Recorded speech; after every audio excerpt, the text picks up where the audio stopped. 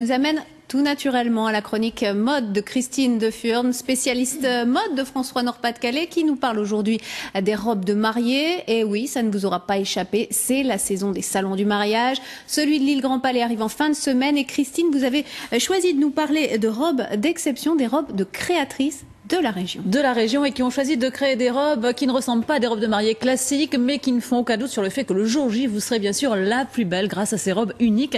Et on commence tout de suite avec la créatrice, une grande créatrice de la région, Orlane Herbin, qui n'hésite pas à donner une touche rock à ses créations, tout en gardant un certain minimalisme de par la structure de la robe. Regardez ici cette robe bustier très longue en agneau plongé, entièrement en agneau plongé. C'est un très beau mariage du cuir avec l'élégance de la pureté de par la structure de la robe, tout en une longue silhouette. Le cuir qu'elle aime associer également à d'autres matières, comme la mousseline de soie. Ici, c'est de la robe Drew qui marie un bustier en agneau plongé avec une robe de crêpe de soie pour une silhouette très vaporeuse. Et puis, pour être encore une mariée très originale, une création avec la robe Gervais. C'est une robe courte en georgette de soie, forme boule, qu'on peut avoir également en version longue pour un look très baby doll. Alors, à noter aussi, Christine, qu'elle fait les vêtements pour les hommes aussi. Oui, les vêtements pour les hommes. Elle lance une ligne pour les hommes pour sortir du classique costume.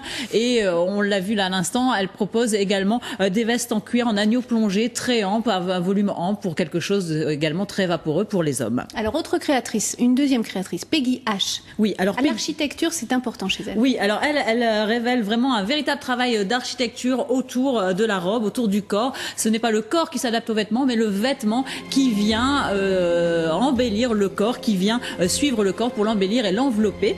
Démonstration avec cette robe Élise, la robe bustier à bretelles en organza de soie avec une jupe en viscose, une matière très légère qui permet de moduler la robe à souhait, puisqu'on peut avoir une robe avec une longue traîne pour les photos et la cérémonie, et le soir, eh bien, transformer cette longue robe en robe courte pour pouvoir danser et bouger à souhait tout au long de la soirée. On peut également la transformer en enlevant les bretelles pour en faire une robe bustier et lui ajouter, si l'on veut, un joli châle.